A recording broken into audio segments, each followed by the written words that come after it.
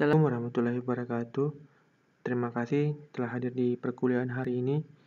Kita akan melanjutkan materi tentang konsep dasar biomonitoring dan biomarker.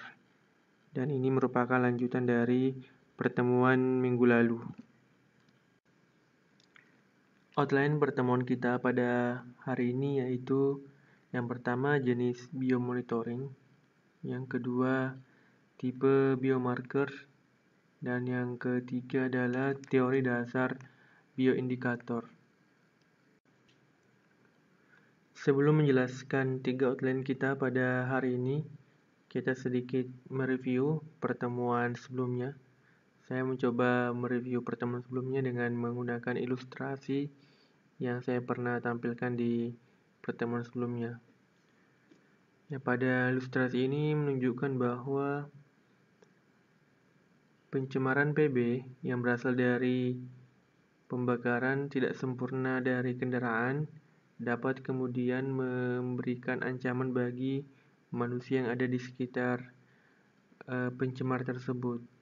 Nah, biasanya untuk mengetahui kualitas udara di sekitar sumber pencemar, maka dilakukan pengukuran kualitas udara ambien.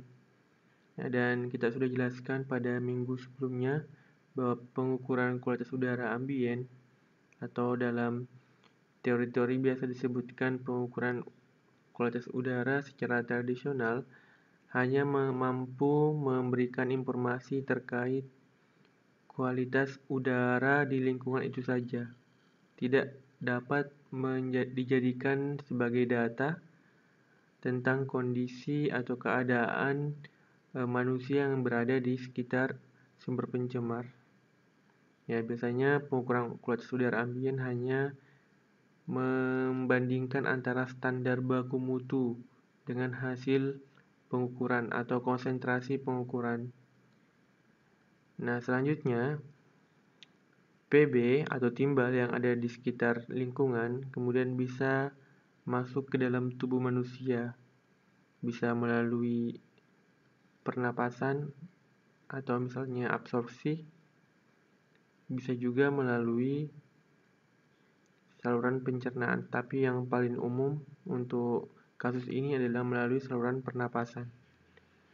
Nah, ketika masuk ke dalam tubuh, maka PB ini menjadi sebuah xenobiotik atau benda asing yang masuk ke dalam tubuh.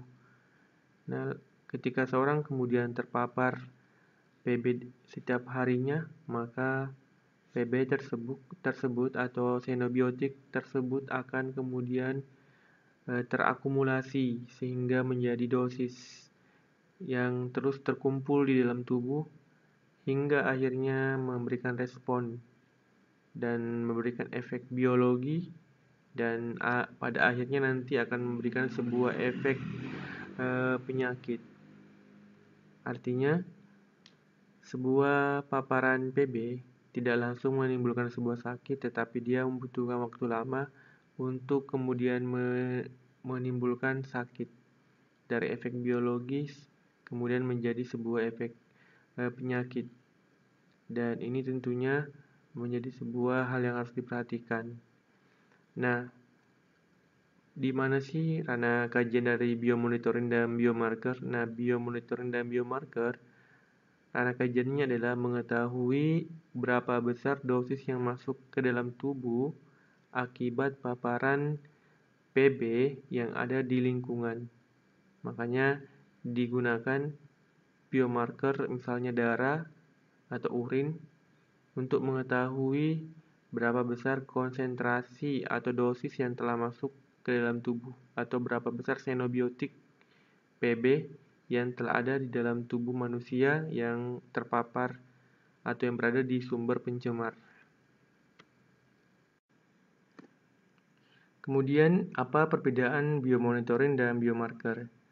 Kita sudah menjelaskannya minggu lalu, namun saya akan mereview atau menjelaskan kembali kepada kalian tentang perbedaan dari biomonitoring dan biomarker. Biomonitoring dapat didefinisikan sebagai tindakan yang bertujuan untuk mengidentifikasi paparan berlebihan sebelum terjadinya sebuah efek kesehatan pada sebuah organisme atau makhluk hidup. Nah, intinya di sini biomonitoring lebih bersifat umum, di mana di dalam kajian biomonitoring terdapat biomarker dan bioindikator. Meskipun beberapa buku juga menyebutkan biomonitoring dan biomarker adalah definisi yang sama. Tapi dari segi pengaplikasian ada perbedaan, bahwa biomonitoring lebih digunakan dalam hal pemantauan kondisi organisme akibat perubahan lingkungan secara umum. Sedangkan biomarker lebih didefinisikan sebagai zat yang digunakan sebagai indikator biologis atau menggunakan bagian tubuh organisme untuk mengetahui adanya perubahan-perubahan yang terjadi akibat paparan dari lingkungan. Jadi biomarker ini seperti darah, urin, yang sebagaimana yang kita sudah jelaskan minggu lalu. Artinya biomarker ini bagian ranah kajian dari biomonitoring. Dan kemudian, apa sih manfaat dari biomonitoring dan biomarker? Nah, kita juga sudah menjelaskannya. Dan minggu lalu kita menyebutkan ada 3 manfaat yang sehingga dijadikan sebuah alasan mengapa menggunakan biomonitoring dan biomarker sebagai sebuah metode untuk mengetahui besarnya risiko akibat paparan polutan tertentu di lingkungan. Yang pertama, manfaatnya adalah mencegah terjadinya paparan yang dapat menyebabkan gangguan kesehatan baik akut maupun kronik. Jadi biomonitoring dan biomarker dapat dijadikan sebagai acuan untuk mengetahui besarnya sebuah paparan yang terjadi pada sebuah organisme atau makhluk hidup ataupun pada manusia. Jadi biomonitoring dan biomarker digunakan kemudian untuk mengetahui berapa sih dosis yang telah masuk atau dosis polutan yang telah masuk dalam tubuh manusia, atau bahasa slide-nya di sini ada xenobiotik. Berapa sih xenobiotik yang sudah masuk di dalam tubuh manusia? Nah, ketika kemudian sudah diketahui, maka ini dapat digunakan sebagai cara untuk mencegah xenobiotik tersebut sampai menimbulkan efek biologis. Nah, berikutnya manfaat yang kedua adalah mendeteksi efek biologis yang ditimbulkan oleh paparan. Nah, kalaupun sudah terjadi sebuah efek biologis, artinya xenobiotik dalam tubuh manusia sudah terakumulasi dengan jumlah yang cukup besar atau dengan konsentrasi yang cukup banyak. Maka akan timbul efek biologis. Nah, supaya tidak menimbulkan efek yang lebih parah, dalam hal ini timbul penyakit, maka biomonitoring dan biomarker dapat digunakan sebagai cara untuk mendeteksi efek biologis tersebut untuk dicegah sampai menimbulkan efek penyakit atau timbulnya penyakit. Dan yang ketiga adalah biomonitoring dan biomarker sebagai upaya health surveillance atau pemantauan kesehatan yang kemudian dapat membantu petugas kesehatan dalam mengetahui besarnya risiko kesehatan yang timbul akibat eksposur dari lingkungan dan dosis yang telah masuk ke dalam tubuh makhluk hidup atau manusia yang rentan atau yang berada di sumber pencemar. Sebenarnya untuk dijadikan sebagai data surveillance, maka lebih bagus mengukur kualitas udara ambiennya. Kemudian juga dibandingkan dengan berapa sih kadar yang telah masuk atau sudah terakumulasi di dalam tubuh. Maka ini lebih lengkap atau lebih komprehensif untuk bisa menjelaskan risiko kesehatan yang bisa timbul. Baik, kita akan melangkah ke outline yang pertama, yaitu jenis biomonitoring. Namun sebelum saya menjelaskan tentang pengklasifikasian biomonitoring atau jenis-jenis biomonitoring, terlebih dahulu saya kembali ingin menjelaskan bahwa dalam mengukur kualitas lingkungan, apakah air, udara maupun tanah, biasanya para peneliti atau instansi terkait, dinas lingkungan hidup ataupun dinas kesehatan atau segala hal yang terkait, biasanya hanya mengukur kualitas lingkungan dalam hal konsentrasi yang ada di lingkungan tersebut saja. Misalnya mengukur udara ambiennya, apakah CO-nya, sulfur dioksidanya atau sulfur oksida. Sedangkan di air hanya mengukur misalnya parameter coliform misalnya atau kesadahan, ataupun tanah mengukur pH tanahnya saja. Namun hal tersebut hanya mampu menggambarkan kondisi lingkungan saja, atau hanya menggambarkan data tentang kondisi atau kualitas lingkungan saja, tetapi tidak kemudian mampu menggambarkan seberapa besar paparan yang terjadi pada manusia yang tinggal di lingkungan tersebut. Oleh karena itu, biomonitoring ini menjadi sebuah pelengkap atau menyempurnakan sebuah pengukuran kualitas lingkungan. Kenapa? Karena biomonitoring ini lebih mengkhususkan bagaimana mengetahui xenobiotik atau paparan atau polutan yang telah masuk ke dalam tubuh, sehingga nanti akan bisa menggambarkan secara jelas berapa besar risiko manusia atau kesehatan manusia yang ada di sekitar lingkungan tersebut, berapa besar risiko manusia tersebut bisa kena sakit tertentu dengan berada pada lingkungan yang tercemar atau berada pada lingkungan yang memiliki kadar polutan tertentu. Sebagai contoh, ketika Anda ingin mengetahui kualitas air, maka Anda kemudian mengukur parameter fisika, kimia, maupun biologi air tersebut. Namun, hasil pengukuran konsentrasi parameter fisika, kimia, maupun biologi tidak bisa kemudian digunakan untuk mengetahui berapa besar resiko kesehatan yang dapat terjadi apabila manusia mengkonsumsi air tersebut atau misalnya memakan ikan yang ada dalam air tersebut. Nah, untuk mengetahuinya, maka Anda harus menggunakan biomonitoring sebagai alat ukur atau metode untuk mengetahui berapa besar dosis yang telah masuk dalam tubuh manusia, yang misalnya apakah dengan mengukur kadar darah yang ada dalam tubuh manusia, atau bisa juga dengan mengambil sampel pada ikan. Nah, inilah nanti kita akan jelaskan tentang jenis-jenis biomonitoring. Apa saja jenis-jenis biomonitoring yang dijelaskan oleh para ahli. Berdasarkan kegunaannya, biomonitoring dapat dibagi menjadi dua, yaitu yang pertama bioassessment study dan yang kedua yaitu toxicity bioassay.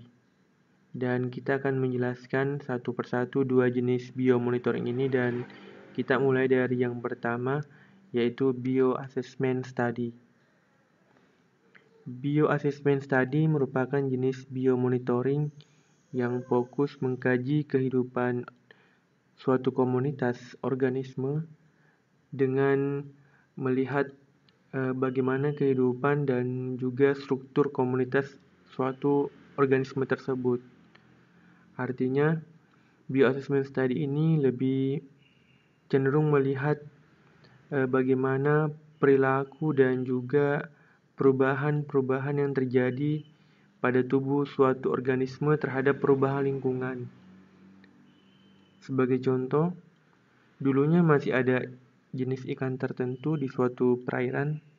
Nah, setelah saat ini dicek, ternyata sudah tidak ada.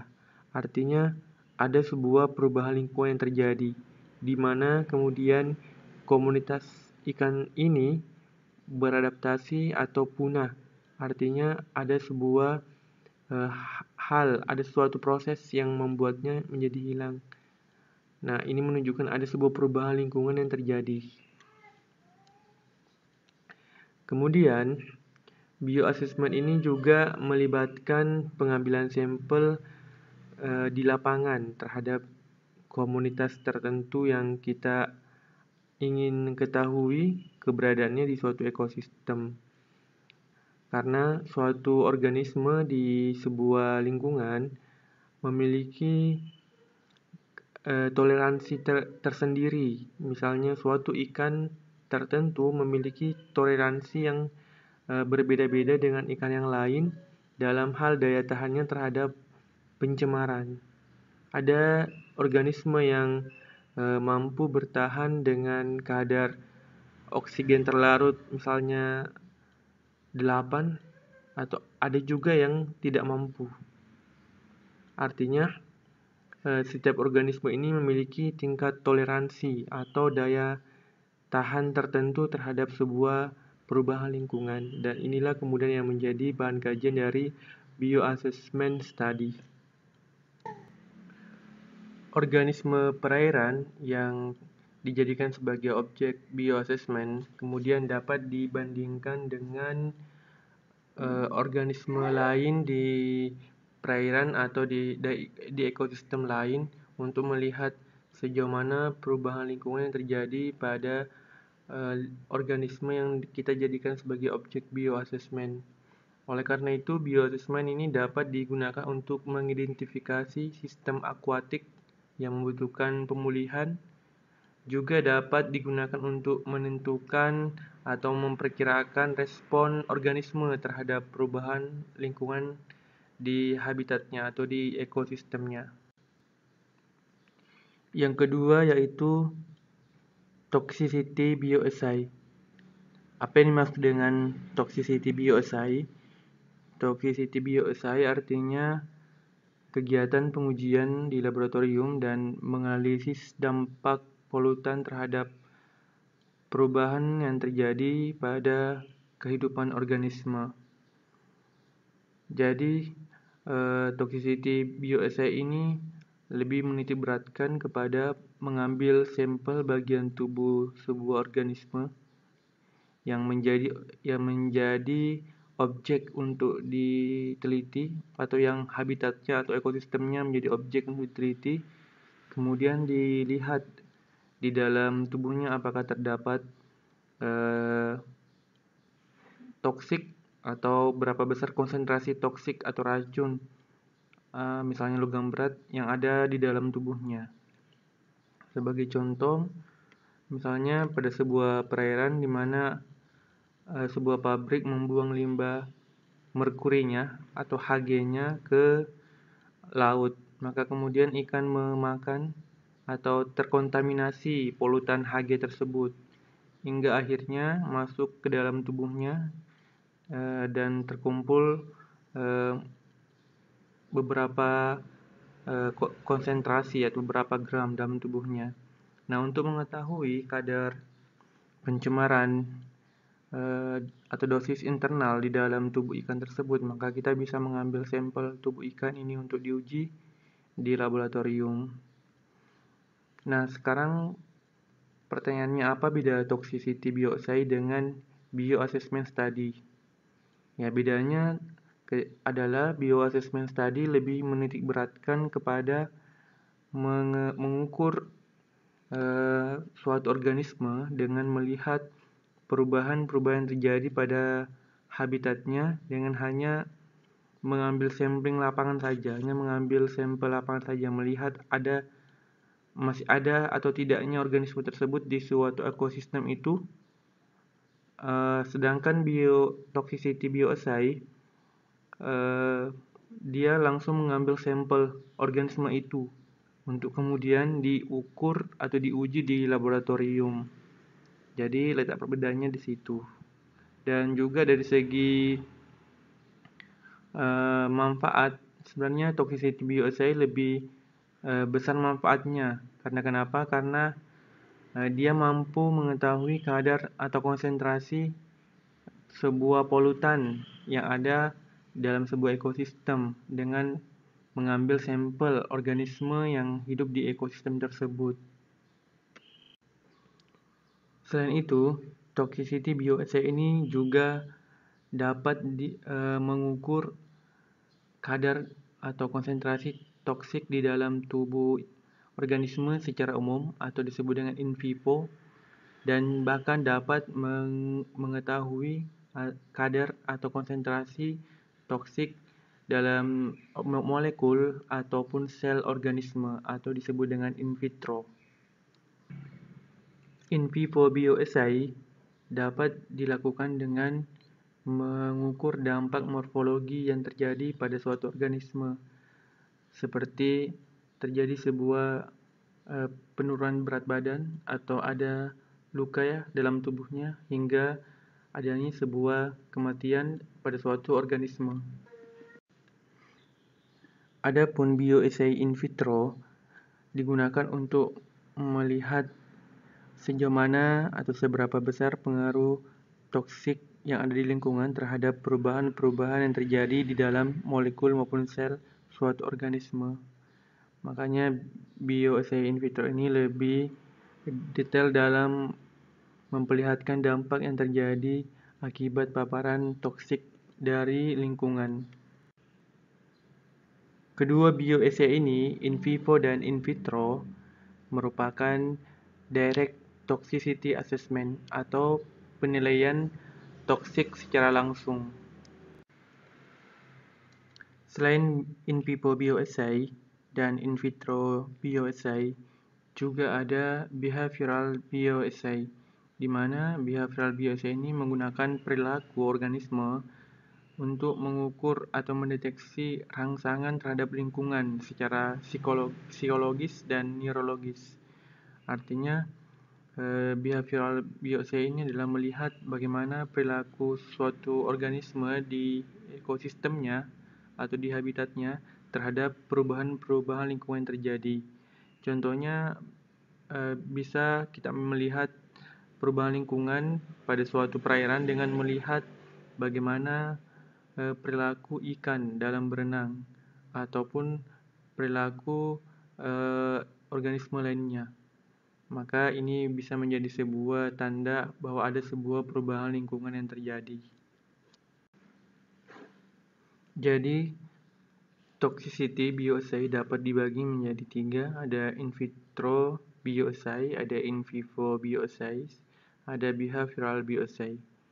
In vivo bioassay lebih kepada mengukur seluruh bagian tubuh organisme secara umum atau makhluk hidup secara umum untuk mengetahui konsentrasi toksik yang telah masuk ke dalam tubuhnya. Sedangkan in vitro bioassay lebih fokus lagi atau lebih spesifik lagi, yaitu mengukur kadar toksik pada sel ataupun molekul dalam tubuh suatu organisme. Sedangkan behavioral bioassays lebih kepada melihat perubahan perilaku suatu organisme terhadap paparan sebuah toksik yang terjadi. Nah, pengukuran in vivo bioassay ataupun in vitro bioassay tidak hanya dapat dilakukan pada hewan saja, tapi juga dapat dilakukan pada manusia. Nah, misalnya ketika seorang pekerja yang bekerja di suatu pabrik yang dimana dia terpapar polutan udara, misalnya CO ataupun sulfur dioksida dan yang lainnya. Nah, untuk mengetahui kadar atau konsentrasi xenobiotik dalam tubuhnya, maka kita dapat kemudian bisa menggunakan in vivo bioassays. Sebelum saya menjelaskan tentang tipe biomarker, saya kembali mengingatkan tentang apa sih yang dimaksud dengan biomarker.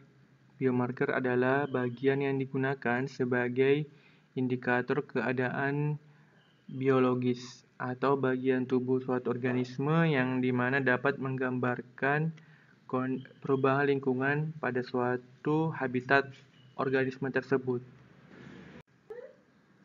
Jadi, bioindikator merupakan sebuah pertanda adanya sebuah paparan ataupun efek dan bagaimana tingkat kerentanan suatu organisme pada suatu lingkungan yang tercemar. Sebagaimana contoh yang saya berikan pada slide sebelumnya, bahwa pada suatu pabrik yang dimana seorang pekerja bisa saja kemudian terpapar gas buang dari pabrik tersebut, apakah CO atau sulfur dioksida, yang kemudian akan terkumpul di dalam tubuhnya menjadi xenobiotik. Nah, untuk mengetahui berapa kadar atau konsentrasi xenobiotik dalam tubuhnya, maka kita bisa mengambil darahnya sebagai biomarker. Mengapa darah dapat dijadikan sebagai bagian tubuh yang kemudian memberikan tanda bahwa adanya sebuah paparan atau adanya xenobiotik dalam tubuh? Ya, karena secara teori xenobiotik dapat melakukan transformasi ke beberapa organ tubuh. Pada slide ini Anda bisa melihat bahwa ketika polutan masuk ke dalam tubuh dapat melalui 3 jalur masuk: absorption, penyerapan, inhalation, melalui pernapasan, ingestion, melalui pencernaan. Nah, misalnya tadi ketika gas CO, karbon monoksida, masuk melalui inhalation, maka Anda bisa mengukur darahnya untuk mengetahui kadar xenobiotik yang telah melakukan biotransformasi di dalam organ-organ saluran pernapasan. Dan dapat juga digunakan urin, karena bisa saja xenobiotiknya tertampung di dalam ginjal, sehingga untuk mengetahui kadar kandungannya maka dapat digunakan urin untuk mengukurnya. Adapun polutan yang masuk melalui saluran pencernaan, bisa dari makanan, maka Anda bisa kemudian mengukur atau mengambil sampel pada fesesnya dan juga air liur. Kemudian yang harus kalian juga pahami adalah apa sih hubungan antara paparan dengan terjadinya penyakit. Ya, memang untuk penyakit yang bersifat kronik butuh waktu yang agak lama untuk kemudian munculnya penyakit. Anda hari ini menghirup gas CO dengan dalam jumlah yang sedikit, maka tidak langsung memberikan sebuah efek penyakit. Ya, berbeda kalau Anda menghirup dengan kadar yang besar, maka Anda bisa langsung kolaps atau pingsan ataupun bisa langsung mati. Tapi ketika Anda menghirup dalam kadar yang sedikit, konsentrasi yang sedikit, maka tidak akan memberikan efek penyakit. Namun dia butuh proses dari kemudian dosis internal, dia terakumulasi dalam tubuh Anda, besok Anda menghirup lagi, terakumulasi lagi, tertampung lagi, hingga kemudian memberikan efek biologis. Efek biologis ini bisa saja kemudian Anda rasakan ada perubahan di dalam tubuh Anda atau tidak terasa. Ya, sebuah penyakit kanker muncul tidak langsung Anda dapat merasakannya, tapi berawal dari efek biologis. Ya, ada sebuah biological effect yang terjadi. Nah, hingga akhirnya muncullah sebuah penyakit. Nah, bagaimana hubungan antara paparan atau applied dose dengan health effect, efek kesehatan? Maka Anda bisa lihat pada bagian berikut ini, di mana sebuah efek kesehatan, health effect, berawal dari applied dose, paparan dari luar lingkungan. Kemudian dimasuk ke dalam tubuh bisa melalui 3 jalur tadi yang saya jelaskan: absorpsi, kemudian inhalasi ataupun ingestion. Dan kemudian akan masuk ke jaringan organ tubuh dan akan terakumulasi hingga akhirnya menimbulkan biological effect, efek biologis, dan akhirnya menimbulkan sebuah efek kesehatan.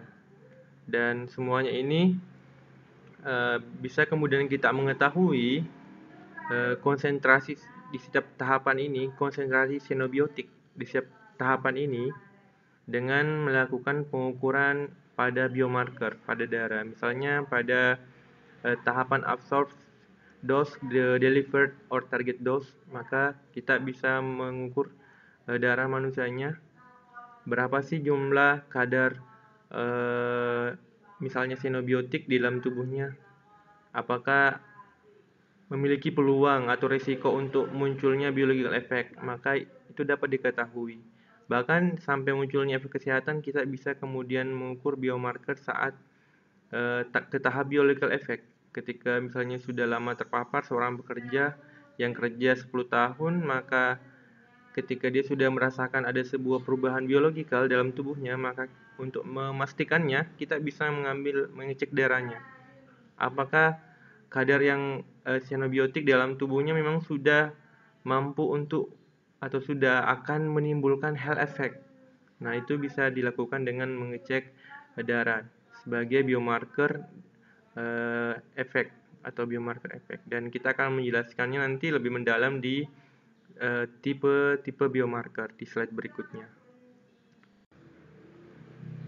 Konsep biomarker lebih menguntungkan dalam mengidentifikasi risiko kesehatan dibandingkan pengukuran di luar tubuh, karena biomarker dapat menjadi penanda terjadinya perubahan sel, biokimia, ataupun cairan tubuh.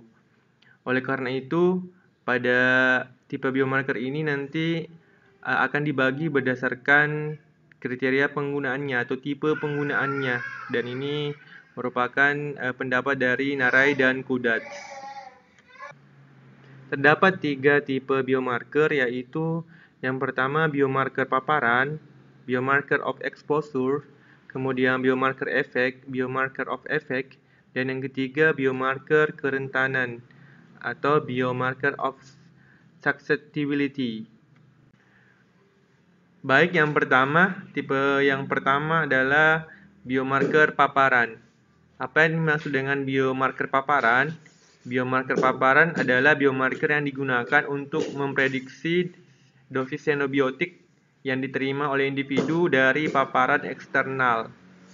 Jadi, biomarker paparan ini merupakan biomarker yang paling sering digunakan dalam pendekatan preventif. Kenapa? Karena biomarker paparan mampu menjelaskan hubungan antara pemaparan lingkungan dengan dampak yang mungkin akan timbul atau risiko yang akan timbul. Ya, walaupun belum bisa menjelaskan efek biologi, tapi biomarker paparan ini merupakan tahap awal untuk mencegah terjadinya efek biologi. Dan di sini biomarker paparan menghubungkan antara adanya paparan dari luar lingkungan dengan dosis internal atau xenobiotik, jumlah xenobiotik yang telah masuk di dalam tubuh suatu individu atau organisme. Biomarker paparan juga menjelaskan interaksi antara suatu xenobiotik dengan sel yang ada di dalam tubuh atau sel yang menjadi objek pengukuran. Sehingga biomarker paparan ini dibagi menjadi 2 bagian. Ada yang disebut dengan biomarker spesifik, di mana biomarker spesifik ini sebuah penanda yang mampu mendeteksi bahan kimia yang mudah teridentifikasi. Nah, sedangkan biomarker non-spesifik adalah penanda xenobiotik yang di mana paparan majemuknya atau paparan yang banyak tidak dapat teridentifikasi. Tipe biomarker yang kedua yaitu biomarker efek atau biomarker of effect. Biomarker efek merupakan penanda perubahan terukur dari fungsi biokimia, kemudian fungsional tubuh, kemudian perilaku, dan lainnya dalam suatu organisme yang dapat dikaitkan dengan gangguan kesehatan. Biomarker efek juga dapat didefinisikan sebagai penanda perubahan dalam komponen proses, struktur, dan fungsi seluler atau biokimia yang ditimbulkan oleh bahan kimia asing atau xenobiotik yang dapat diukur dalam suatu sistem atau sampel biologis. Jika biomarker paparan melihat besarnya konsentrasi xenobiotik dalam tubuh atau pada sebuah dosis internal, maka biomarker efek ini lebih melihat bagaimana xenobiotik itu menimbulkan sebuah efek biologi. Sejauh mana atau seberapa besar resiko xenobiotik itu telah bisa menimbulkan efek biologi. Sehingga hal ini juga menjadi aspek yang perlu diperhatikan untuk mencegah timbulnya efek lebih lanjut, yaitu terjadinya penyakit. Yang ketiga yaitu biomarker kerentanan. Biomarker kerentanan adalah kemampuan untuk menanggapi tantangan paparan bahan kimia. Setiap individu memiliki tingkat kerentanan yang berbeda dalam menanggapi atau masuknya xenobiotik di dalam tubuhnya. Sebagai contoh, genetik dapat membuat individu tertentu lebih rentan terhadap racun seperti timbal. Oleh karena itu, konsentrasi xenobiotik di dalam tubuh atau proses transformasi xenobiotik di dalam tubuh hingga menimbulkan efek biologis itu berbeda antara satu orang dengan orang lainnya, tergantung tingkat kerentanan orang tersebut. Banyak faktor yang bisa mempengaruhinya, bisa genetiknya, umur, kemudian jenis kelamin, dan yang lainnya. Oleh karena itu,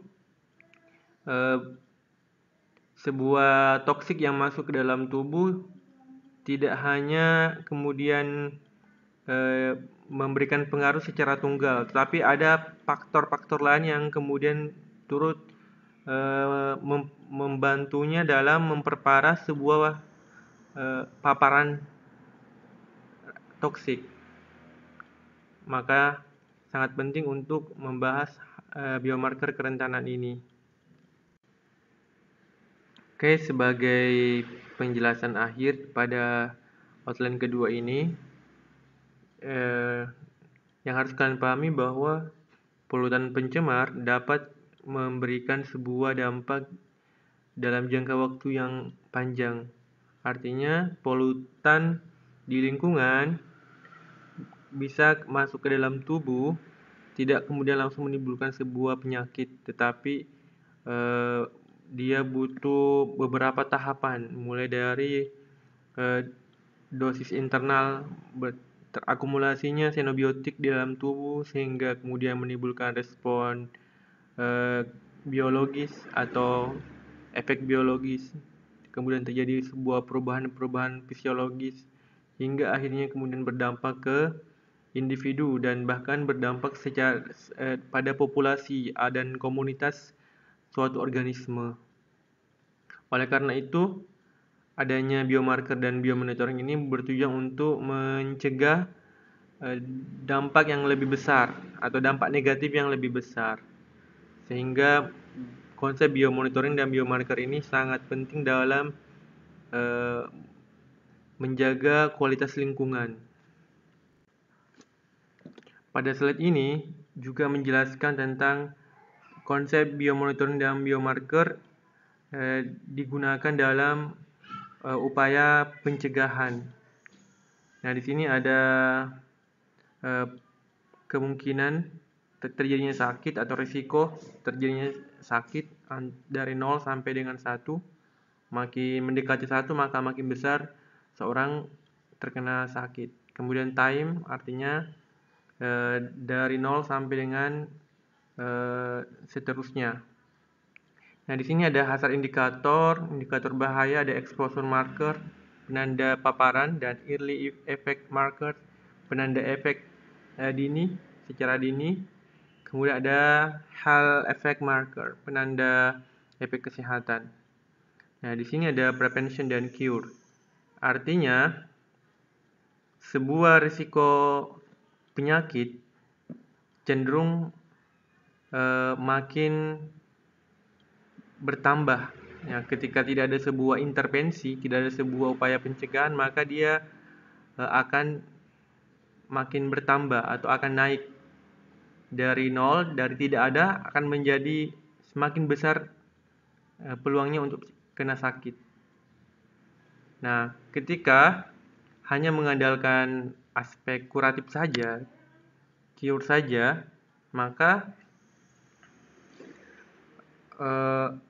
jumlah orang yang sakit atau peluang terjadinya kesakitan akan bertambah besar. Oleh karena itu, aspek prevention ini harus kemudian diutamakan agar tidak kemudian memperbesar peluang terjadinya sakit. Dengan cara apa? Ya tentu dengan menggunakan exposure marker, penanda biologi, atau yang kita pelajari yang tadi adalah biomarker paparan. Ya, mengetahui berapa besar paparan pada suatu individu kemudian dicegah supaya nanti tidak menimbulkan penyakit yang jangka panjang. Saya beri contoh misalnya seorang yang bekerja di tambang, dari awal dia bekerja sampai dengan misalnya dia bekerja 10 tahun, maka dari 0 hari sampai dengan 10 tahun itu adalah di situ terdapat peluang-peluang untuk dia sakit. Ya, terdapat banyak peluang bahkan mendekati 1. Nah, ketika kemudian diberikan sebuah prevention, pencegahan, misalnya si industri tambangnya sering melakukan medical check up kepada pekerjanya untuk mengetahui paparan misalnya PM 2,5 debu. Ya, ketika didapatkan jumlah PM 2,5 sudah banyak misalnya di dalam tubuh si pekerja ini, maka harusnya dia dimutasi, dipindahkan, jangan bekerja di tempat yang sama agar tidak menimbulkan efek biologis hingga terjadinya penyakit. Nah, sekarang kita di outline yang ketiga, yaitu teori dasar bioindikator. Nah, apa sih perbedaan antara bioindikator dengan biomonitoring? Seringkali terjadi penggunaan terminologi biomarker dan biomonitoring ini saling tumpang tindih, yang pada akhirnya mengaburkan makna keduanya. Ya, biomarker kita maknai sebagai penanda biologi atau menggunakan bagian tubuh organisme untuk mengetahui berapa besar kadar xenobiotik yang ada di dalam tubuhnya akibat paparan polutan dari lingkungan. Sedangkan bioindikator lebih umum lagi. Sedangkan bioindikator lebih kepada bagaimana respon biologis atau respon organisme yang dimana mampu menunjukkan adanya perubahan lingkungan di tempat atau habitatnya atau di ekosistem dia hidup. Oleh karena itu, dari segi manfaat sebenarnya sama saja, yaitu sebagai indikator biologis, tetapi dari segi penggunaan biomarker biasanya lebih identik ke menggunakan bagian tubuh manusia untuk mendeteksi atau organisme untuk mendeteksi kadar xenobiotik yang telah masuk ke dalam tubuh. Sedangkan bioindikator lebih umum, lebih luas lagi cakupannya, bagaimana si organisme itu merespon perubahan-perubahan lingkungan. Bisa bentuknya perilaku atau perubahan fisiologis ataupun biokimia di dalam tubuhnya. Bioindikator dapat dibagi menjadi dua, yaitu bioindikator pasif dan bioindikator aktif. Bioindikator pasif adalah suatu spesies atau organisme yang merupakan penghuni asli di suatu habitat, yang mana mampu menunjukkan adanya perubahan yang dapat diukur pada lingkungan yang berubah. Seperti misalnya ada perubahan perilaku pada organisme tersebut atau terjadinya kematian. Kemudian yang kedua, bioindikator aktif. Bioindikator aktif merupakan suatu spesies atau organisme yang memiliki sensitivitas yang tinggi terhadap polutan, yang mana spesies organisme ini umumnya digunakan untuk mengetahui dan memberi peringatan dini terjadinya polusi. Sebagai contoh, ikan mas dapat menjadi sebuah bioindikator di perairan air tawar karena ikan mas memiliki sensitivitas yang tinggi terhadap terjadinya perubahan lingkungan. Dan masih banyak lagi contoh-contoh organisme yang dapat dijadikan bioindikator. Dan untuk materi bioindikator ini akan ada pembahasan sendiri di pertemuan berikutnya. Oke, terima kasih telah mengikuti perkuliahan hari ini.